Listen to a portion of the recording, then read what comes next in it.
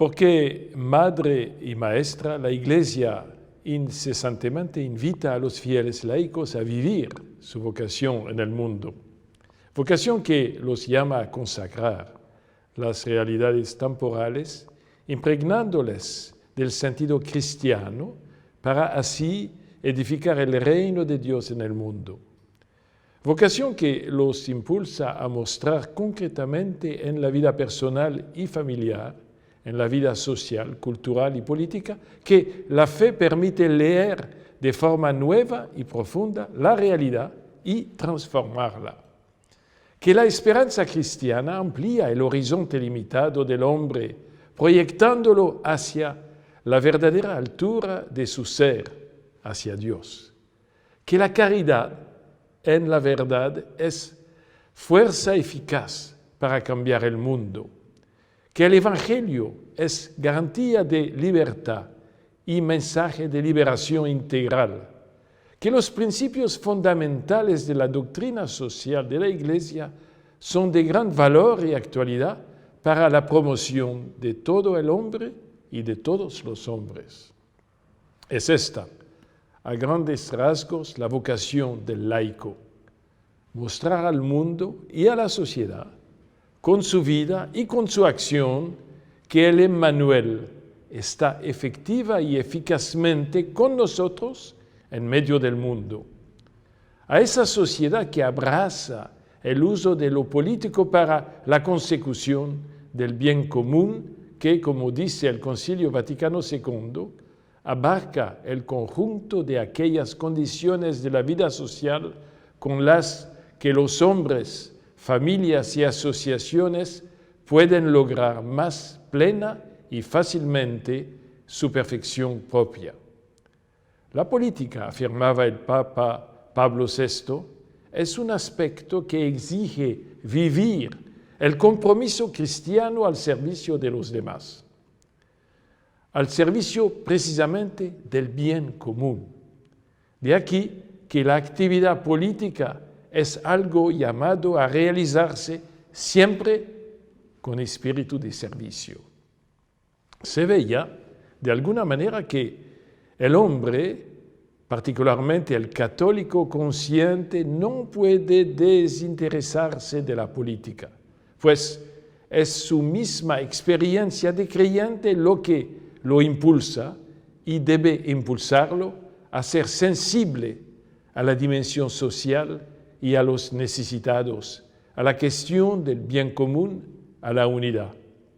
Y no solo el católico que se dedica profesionalmente a la política, sino todo católico que es siempre ciudadano. Estas breves premisas nos llevan a considerar cuánto sea necesario que nosotros, católicos, nos esforcemos para tomar permanentemente conciencia de nuestra vocación y de sus desafíos. Que repensemos concretamente sobre qué tipo de presencia política estamos llamados a asumir para aportar algo válido a la posmodernidad. Un ejercicio no fácil, pues conlleva el compromiso de tratar de comprender las condiciones históricas en las cuales vivimos. Un trabajo cultural paciente, complejo, como el de quien sabe que se encuentra en un camino que lo conduce fuera de su consabido territorio, del que no conoce todavía la topografía y del cual tiene pocas referencias seguras. En todo caso, posiblemente el punto de partida esté en darse cuenta que la política no es poder o estructura sobrepuesta a la vida, que la política es sobre todo dimensión interna de la sociedad civil, que en consecuencia el hombre es político porque participa de la vida social, que por sí misma pone el problema de aquello que es común a todos, de la justicia, de la convivencia, de la finalidad compartida.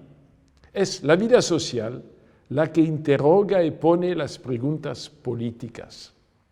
En esta perspectiva se coloca la comprensión del ¿Por qué? Al compromiso político del católico se le considera como un ámbito muy importante del ejercicio de la caridad.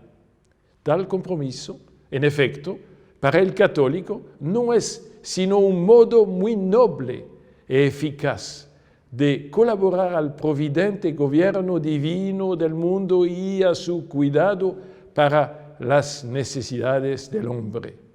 No hay que olvidar, por otra parte, que la síntesis del fundamento del hacer política, el católico la encuentra en la realeza de Cristo, auténtico Señor y auténtico siervo de la humanidad. La participación del católico en lo político se convierte así en la forma con la cual comparte la compasión de Cristo, siervo por las necesidades, pobreza y tristezas de los hombres. De la compasión de Cristo, buen pastor, que ayuda, socorre, provee y guía de manera totalmente opuesta a la de aquel que explota, descarta y huye ante el reto y a la hora del peligro. Estas, mis consideraciones, tienen obviamente que ver con la identidad espiritual y cultural del ciudadano católico, aunque nada que ver con la idea confesional de la política. En todo caso, la unidad política no necesariamente se construye a través de un partido, se construye a partir de un complejo de valores que tienen en la vida, en la familia y en la libertad religiosa su necesaria referencia. La ética de la vida es el presupuesto de la ética social que garantiza el bien común. Ética que, iluminada por la fe, adquiere todo su valor y esplendor. Por eso estoy convencido que son estas consideraciones las que deberían configurar la identidad espiritual y también ético-cultural del católico en la política, de modo que logre ser creativo, honesto, noble y resistente a las tentaciones del interés o de la ideología. El Papa emérito Benedicto XVI sostenía que la fe ni está a favor de la indiferencia, ni tampoco acepta ser reducida solo a la esfera privada sin posibilidades de incidir en la construcción de la ciudad. Ahí donde están en juego valores no solo económicos, sino más profundamente humanos. Lógicamente, la aquí apenas insinuada visión general de fondo en relación a la participación política del católico reclama ser culturalmente sostenida, permanentemente puesta al día y verificada en el contexto de la postmodernidad.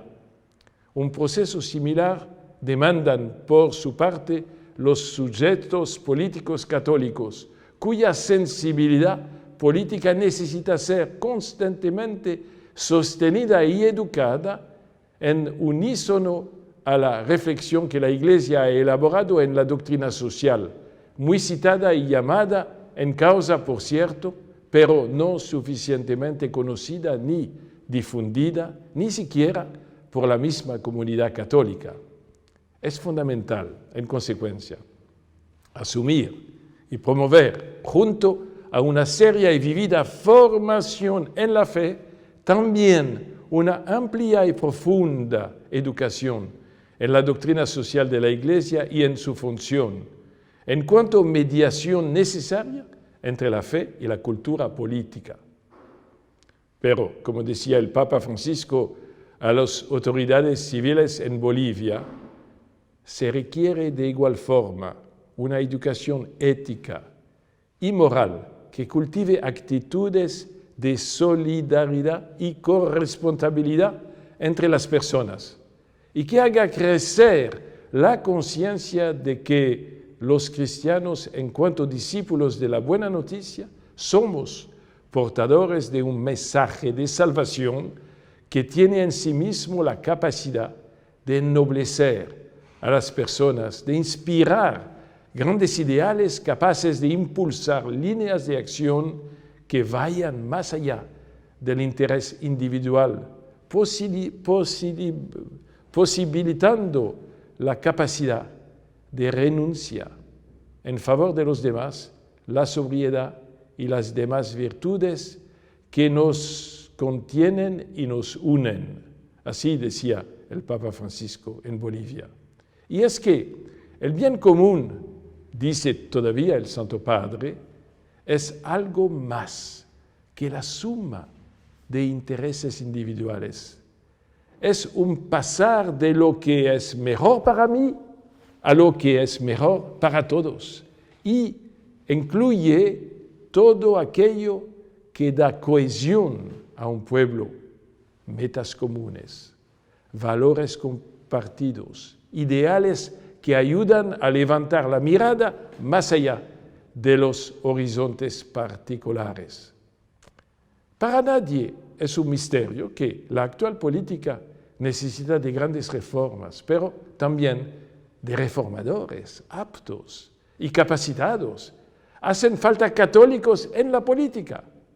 Hoy es preciso reconocerlo francamente.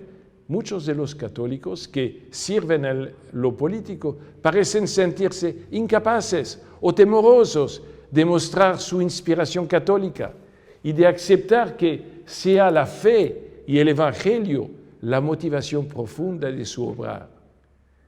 Y esto es una gran pérdida para la sociedad. Antes de hacer política, es indispensable formar hombres políticos, formar católicos, políticos y políticos católicos. Es esta una dirección hacia la cual es indispensable y urgente dirigir los esfuerzos, individuar y preparar católicos comprometidos en la política, pero siempre como católicos, coherentes con la fe que abraza y eleva toda instancia y todo valor verdaderamente humano. Católicos preparados, sensatos y comprometidos, que en medio del devenir de la actual cultura sientan la cuestión pública como sumamente importante y noble, porque es capaz de marcar el destino de todos. Católicos dispuestos a construir puentes en vez de levantar muros. Políticos católicos prontos a dar lo mejor de su pensamiento, de sus proyectos, de sus esfuerzos de cada día, de su vida, no persiguiendo su propia utilidad ni la de su grupo o partido, sino buscando sincera y tangiblemente el bien de todos y de cada uno y su justicia. Justicia. Porque la justicia es y debe ser la preocupación esencial del hombre político, de todo hombre político y sobre todo del católico político.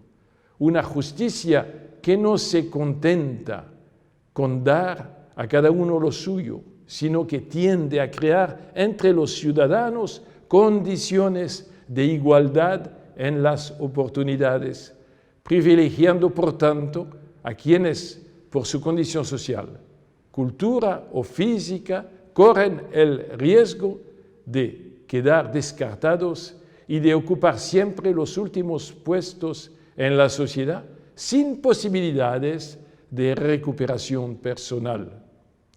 El hombre político jamás debería olvidar que la política es, ante todo, servicio a la justicia y a la colectividad. Jamás debería olvidar esta elocuente palabra, servicio. Esto es, renuncia al dominio y a la opresión, opción por el respeto de la persona humana y de la afirmación de sus derechos inalienables, opción y acción por el bien del otro y de la entera comunidad. Sentir vivo y auténtico el interés, es decir, amor por la persona y la comunidad, armonizando a partir de ahí la autoridad y la libertad, la iniciativa personal y la solidaridad de todo el cuerpo social, la necesaria convergencia y la fecunda diversidad. Non sic in vobis, no así entre ustedes, es la exhortación que Jesús dirigió a sus discípulos poniéndolos en guardia ante el comportamiento de los dominadores de las naciones. Y es esta la exhortación que también hoy hace a los políticos católicos. No así entre ustedes. Renuncia, por tanto, a los comportamientos mundanos que aplastan a los otros, que se sirven de los otros, que instrumentalizan a los otros. Amigos y amigas, los tiempos modernos son en buena parte oscuros y difíciles. Son tiempos en los que no hay que dejar espacio a la indiferencia, al costumbrismo, a la monotonía, a la dejadez. Es tiempo de renovarse, o mejor, de dejarse renovar por la fe y por la acción del Espíritu Santo en todos y en cada uno. Es hora de comprender mejor y de vivir trabajando, sirviendo. ¿Qué significa esperar y amar para poder construir? Y en este camino jamás olvidemos que a la base, lo digo citando algunas frases del Papa Francisco, es fundamental el diálogo constructivo. Un país crece cuando sus diversas riquezas culturales dialogan de manera constructiva. La cultura popular, la universitaria, la juvenil, la artística, la tecnológica, la cultura económica, la cultura de la familia y de los medios de comunicación.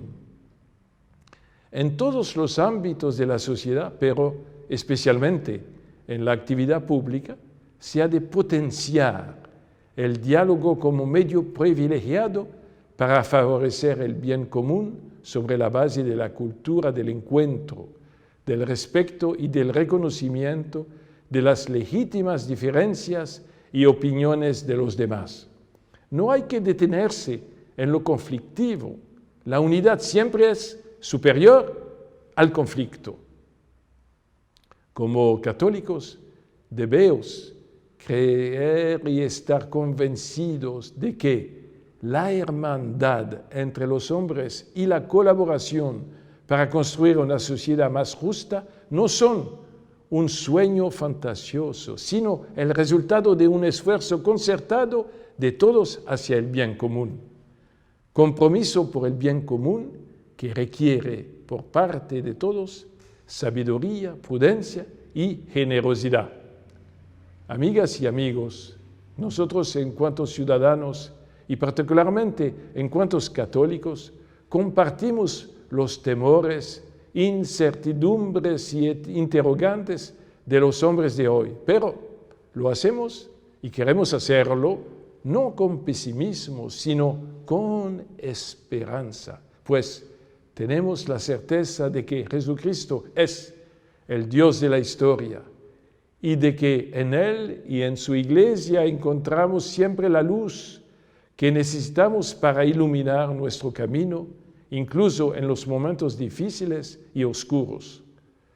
La misericordia del Señor está siempre cerca de nosotros y quiere penetrar en nosotros para que en la búsqueda y realización del bien común sea la misericordia recibida nuestra fuerza y sea la misma misericordia nuestro don.